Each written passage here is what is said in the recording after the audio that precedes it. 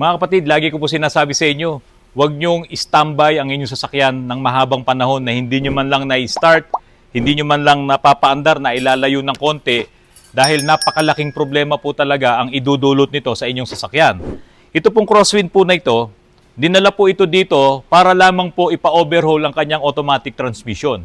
Kasi sa humps pa lang, kapag huminto siya doon para maging marahan ng takbo, hindi na po aakyat yung gulong sa harapan sa humps kasi nga hindi na po kumakambyo ng low gear.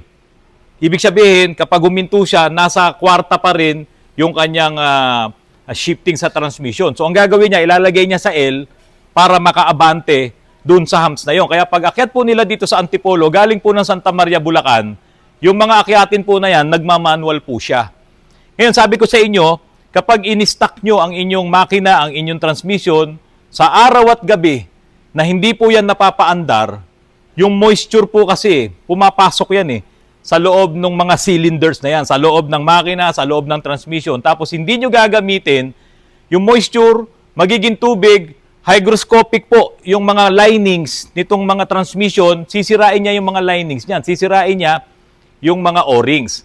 So, yun yung naging problema ng transmission. So, sabi ko, dalhin muna sa loob yung may-ari para malaman nila kung ano yung mga dapat ayusin. Tapos, nung dinrive na po ni Charlie, ni paring Charlie ito, sobrang ingay daw. So, grabe yung ingay. So, matik na aayusin natin yung pang-ilalim. Nung itinest drive naman ni Rudy, ito, nung ipinasok niya na rito, anong nakita mo? Blow-by, sir. Blow-by? Oo. Anong pagka-blow-by? Talsik ng langis. Ay, pumping oil yun. Oo. Oh, pumping oil. Sige nga, tignan nga natin. Start mo nga. Ay, kaya pala, tignan nyo, basang-basanan lang ito. Saka ano kaya itong nilagay ng mga host na yan? Tignan nyo dito. Oh. Ayan, oh. Sige nga, Rudy, ikaw ang magtanggal nung nung dipstick. Oh, yun. Naku. Oh, lakas ng talsik, oh. Hindi pa nakabunot yan. Oh. Lalo na pag binunot mo yan. Naku, grabe. Sige, sara mo na. Hindi natin ngayon masukat yung tamang oil nito. Patayin mo na, Rudy. Hindi lang ordinaryong talsik yun. Talagang ipinapump niya na yung langis palabas dito sa suksukan ng dipstick. So, pumping oil po ito. Malaki ang damage ng makina nito. General overhaul sa engine, general overhaul sa transmission, general overhaul sa pangilalim. Mga kapatid, magandang hapon po sa inyong lahat. Meron pong isang comment sa vlog ko na sasagutin ko lamang po para naman hindi po magalit sa akin dahil ang dami na po niyang mga comment na hindi ko raw po nasasagot. Pero ito naman pong comment din na to, kahit yung mga nagpupuntahan po mga customers po namin dito sa Autorans, ito rin po yung kanilang madalas na sinasabi po sa akin. Ito po yon, mula po kay Sparkner 1954, Karandi, mag-buy and sell na rin kayo ng mga sasakyan. Para sa'yo na kami bibili, at least nakatitiyak kami na maayos at di kami madadaya o maloloko dahil sa honest to goodness ang quality nyo. Have a good day po.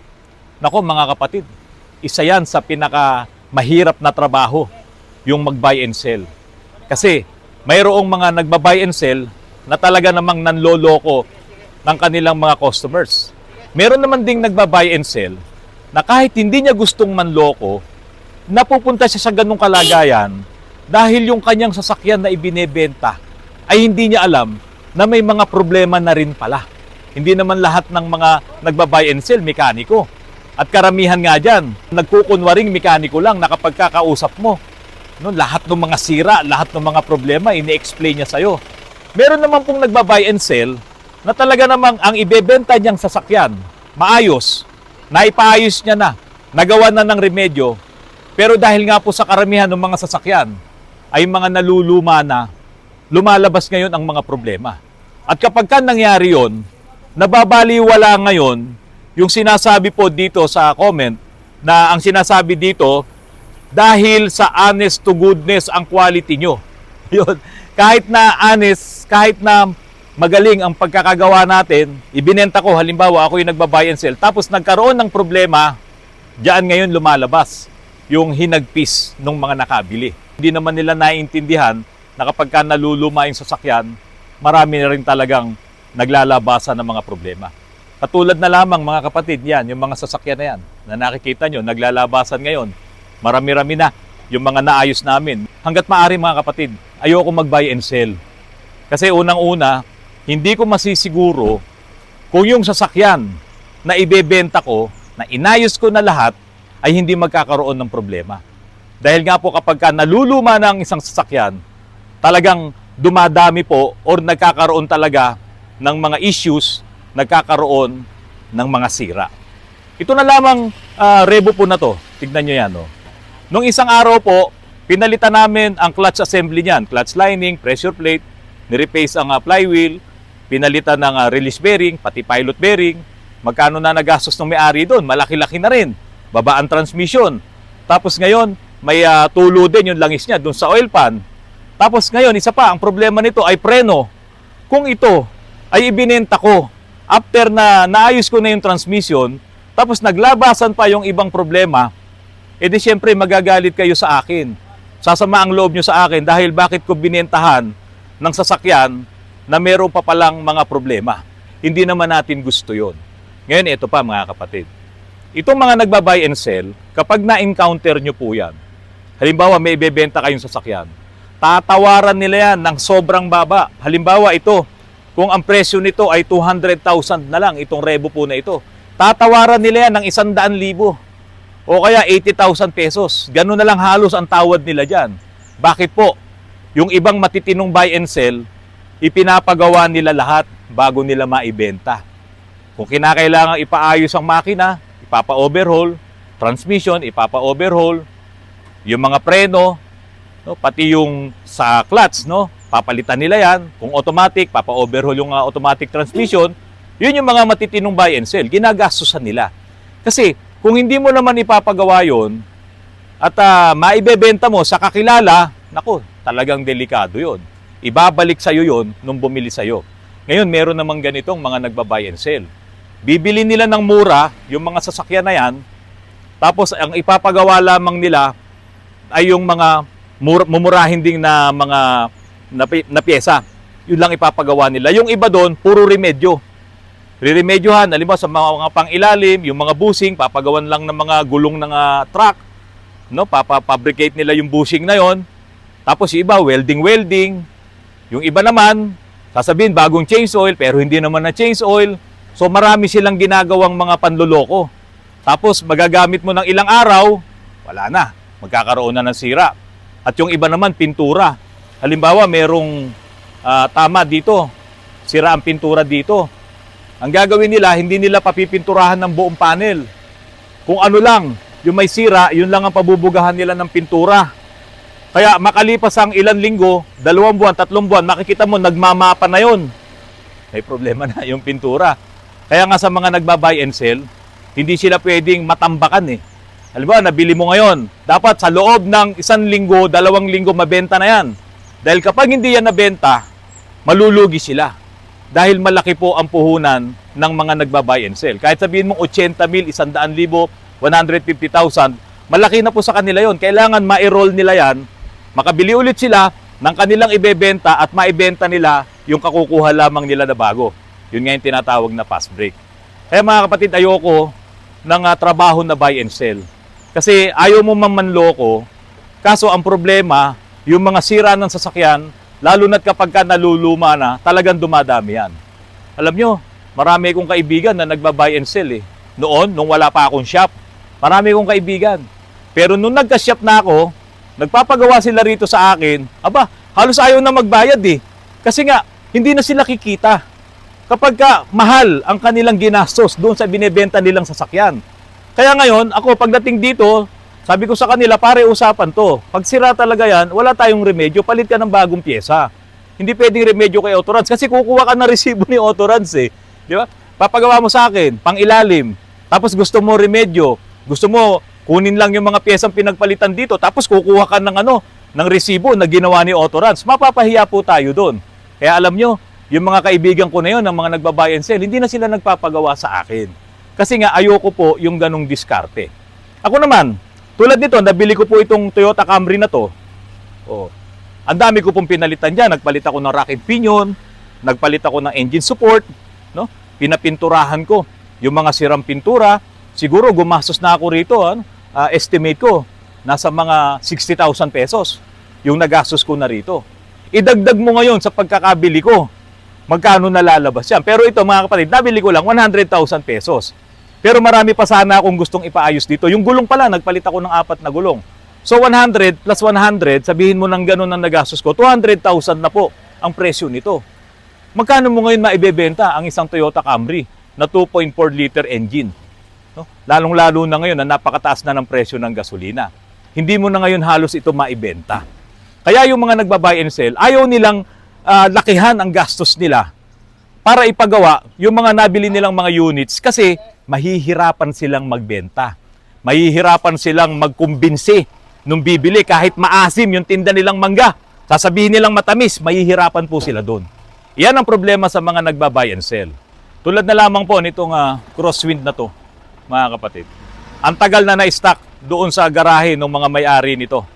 Tapos ngayon ginamit nila, ayaw nang umabante. Sira na po yung transmission nito.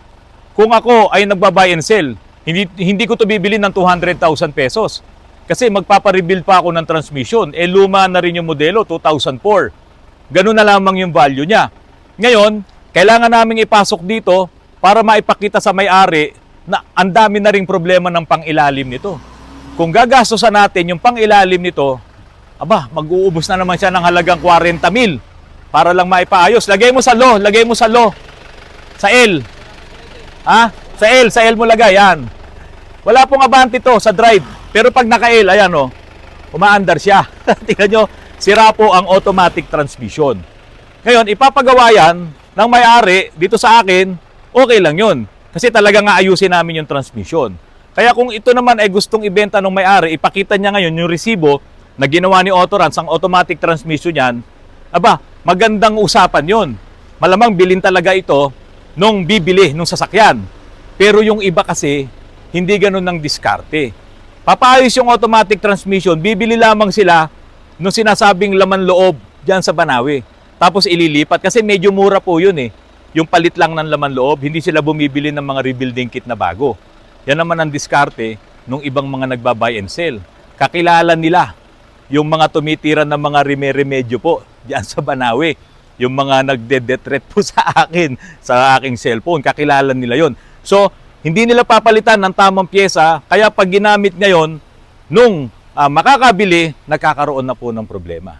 Ito pa po mga kapatid. Isa pang problema sa buy and sell, kanina po may bisita ako, yung grupo po ng bomb squad dito po sa Rizal, no, sa Hilltop, kasama po yung kanilang boss na si Ma'am Caryaso, no. Sinabi sa akin nung isa na pulis, bakit hindi ka na lang kuya mag-buy and sell? Sabi sa akin ganun. Ako sabi ko, alam mo yung pagba-buy and sell, napakalaking problema diyan eh. Ilang kaibigan ko po ang nakulong at yung isa umabot yata ng 8 taon sa kulungan bago nakalabas. Kasi nakapagbenta siya ng carnap na unit.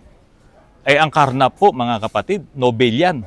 Kaya nakakatakot na pasukin yung business na yan, ng pagba-buy and sell, yung trabaho na yan, kasi ngayon, antindi ng mga dokumento na napepeke nila. Matindi, yung mismong ORCR, yung CR, kayang-kaya nilang pekein. Kayang-kaya nilang gayahin yung CR ng sasakyan, yung Certificate of Registration, apalitan nila kung sino yung tunay na may-ari na ibebenta ngayon yung mga sasakyan na nirentahan lang nila o kaya hiniram lang nila. Ito namang si super excited na gustong magkaroon ng bagong sasakyan, bigla na lang susunggaban. Bibilhin ngayon yun. Yung pala carnap. Mga sindikato po kasi ito eh. Itong mga nagbebenta na yan eh. Paano kung ako makabili ngayon nung carnap na yon? At napaniwala ako na napakaganda, napakalinis nung rehistro, nung papeles. At ibebenta ko ulit ngayon dahil nagba-buy and sell nga rin ako. Ayun ang nangyari doon sa isang kaibigan ko. Kulong siya, 8 taon. Yan ang problema sa trabaho na to. Sa tindi ngayon, nanggaling sa computer, no? Sa graphics ng mga sindikato na to, napepeke po talaga nila yung mga importanteng dokumento. Kaya po kayo, kung magpaplano kayo na kayo ay magba-buy and sell, dapat may kakilala kayo sa LTO, dapat may kakilala kayo sa HPG. Para kung bibili kayo ng sasakyan, matignan nyo muna kung wala bang problema yung sasakyan na yun. Ibebenta na lang yan. O, tama-tama yung vlog ko, yung buy and sell. Yeah. So yung crosswind, hindi na ipapayos kasi talagang malaking gastos ma'am, biro mo. overhaul tayo ng engine, sumusuka yung langis, tapos overhaul ng transmission, tapos pang ilalim overhaul, baka hindi kumasya ang 160,000 nyo dyan, di ba? Ibebenta na lang. So yun yung yung makakabili nito, siya mag-shoulder nun. Nung lahat nung gastos na yun. Oo. Kaya wala po tayo magagawa doon. Okay lang Malayo po, pa yung uwian nyo. Okay lang. Oo. Santa Maria, Bulacan Ako pa. problema. Inaro lang din naman namin. Nagmakasakali lang din. Oo. Hindi ba nakita, di ba sabi nyo may mga mekaniko na tumitingin Meron doon? na po pero kasi yung mechanic ko po na namin, kakilala lang namin siya. Oo. So parang nire-recommend niya lang sa amin lagi. Parang option na medyo hindi sobrang nag-option siya na hindi sobrang sakit. Laki ng gastos? Hindi naman pwede yun, ma'am. Pagka general overall, walang maliit na gastos yan. Anong gagawin niya? Hindi niya papalitan ng pyesa. Sa transmission, ganun din. So, baka lalo lang lumaki gastos nyo pagka ganun ang diskarte ng mekaniko. Ayan. Kaya sabi kasi hindi naman po sa akin siya. Ma'am, naka-vlog tayo para makita yung kagandahan mo Ala si Saro. Oo. So, hindi na lang po na siya ipapagawa. Okay lang. Pagka nagdesisyon kayo na ipagawa, open lang naman kami dito. Tanggapin namin yan. For now, sir. Para sigurado hindi kayo madadaya. Okay lang po. Wala pong problema, sir. Ayan. Kabinlag pa ako ni sir. Siyempre naman, Bulacania ka eh. Ako, taga Bulacan din eh. Talaga, sir. Sir, kayo sa Baliwag Bulacan ako eh. Mga kapatid, ito pong Honda CR-V po na ito. Ang sira po nito ay ABS. ABS, sir. ABS module. Ha? Gwapo ka kuya eh. Pakita mo yung ito ay kapatid. Taga anong lokal po kayo? Hagonoy, Patagig. Tagig po. Hagonoy, Tagig. Akala ko Hagonoy, Bulacan eh. ABS module ang pinalitan natin. Saka brake, Saka yung mga brake cylinder. Lahat-lahat na inayos na natin. Luma na rin kasi to. Yung sasakyan nyo.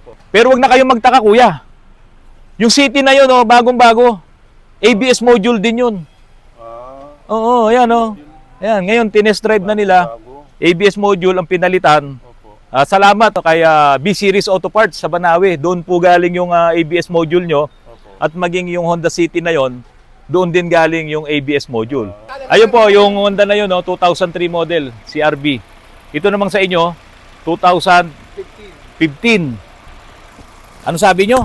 67 pa lang yung mileage niya. Oh, Tapos bumigay na agad yung yung ABS. Samantalang yung meron ako dati na 2010 na na yung transformer. Oo. Hanggang ngayon ayos pa. Ayos pa yung ABS. Wag na kayo magtaka sa Honda. Ako rin, ilan na yung pinalitan ko ng ABS module eh. So ito po yung pinalitan na module, no? Dito po sa Honda City, no? 2015 model. Modelo pa pero bumigay na kagad yung ABS module. Yan. Nagpalit tayo ng ABS module. Galing po kay B-Series Auto Parts. Pero ano ang na-read natin dito kanina? ABS module motor po. Ha? ABS module na motor. Motor, stock up. Motor pump. So sa scanner kasi madaling makita talaga eh kung stock up. Kaya lang, ang sabi ko sa inyo kanina, titingin muna tayo kung mayroong pyesa bago natin kalasin. Kasi pag walang pyesa, hindi nyo maiuwi. So bubuti na lang, may pyesa kagad kay B-Series Auto Parts. Ngayon mga kapatid, ituloy ko lang yung vlog ko sa mga segunda manong sasakyan. Tulad nito, segunda mano kung sakali. Sa inyo, kayo po ba bumili nito? Brand nyo pa lang. Hindi po sir, yan, nakuha ko na yun ang mileage pa lang yun, 42 pa lang makuha ko yan. So second owner na Second pala owner kayo na rito. po. O tulad po niyan, nabili niya sa buy and sell. O second owner, tapos bumigay ngayon yung ABS. Kung ako po nagbenta niyan, nasira ngayon yung ABS sensor, mawawalan na kayo ng tiwala sa akin. Si Autorans nagbenta ng hindi maayos na sasakyan. Kasi ayoko pong gawin yung trabaho na ako yung mag-buy and sell. Dahil nga po, yung mga sasakyan na inaayos natin, tulad nito, bago pa, nasira na kagad yung ABS, iyan po ang problema nung mga nagba-buy and sell. Hindi man nila gustong manloko, kaya lang yung mismong sasakyan ang bumibigay, ang nagkakaproblema. So, doon po sa nagsasabi na bakit ayoko mag-buy and sell, ang talaga kinakatakutan ko po dyan mga kapatid, yung mawala yung mga nagtitiwala po kay Autorans. Dahil ang sasakyan, walang pupuntahan yan kundi pagkasira. Dahil palagi natin ginagamit. Kaya po doon sa nagsabi na kaya nyo gustong bumili sa akin ng sasakyan, yung honest to goodness na magandang trabaho natin, wala pong problema doon. Kaya lang malulugi naman si Autorans kung lahat ng sira ng sasakyan aayusin natin, tapos yung presyo naman ng sasakyan ay mababa na. Yun ang nagiging problema ng mga nagbabuy and sell. Kaya itinatago nila ngayon yung mga lihim na sira po na yan. Kung gusto nyo naman talagang bumili ng sasakyan, dalhin nyo po rito, i-check natin. Wala nga lang po kami ng serbisyo na kami yung pupunta doon sa at titingin at magre-rekomenda kung okay ba yung sasakyan na inyong mabibili. Kasi hindi po kagad nakikita yung problema. Wala yung first impression. Wala pong ganon. Ang sasakyan, lalo na mga internal combustion engine, pag nagamit mo na yan, saka lumalabas yung problema pag uminit na. Kaya kayo parang malayo yung pinag-test drive nyo, no? Apo. O kasi kailangan mapalabas natin yung issue ng ABS pero wala nang umilaw na check engine. Wala na po, wala na. So okay na ngayon ang anti-lock braking system po nitong Honda City. Mga kapatid, maraming salamat. Ano po pangalan nyo, kuya? Boyet Lapidario po. Boyet Lapidario. Saan pa po kayo galing na lugar? Mamatid, Kabuyaw, Laguna po. Galing pa po ng Cabuyao, Laguna. Magandang hapon po sa inyong lahat.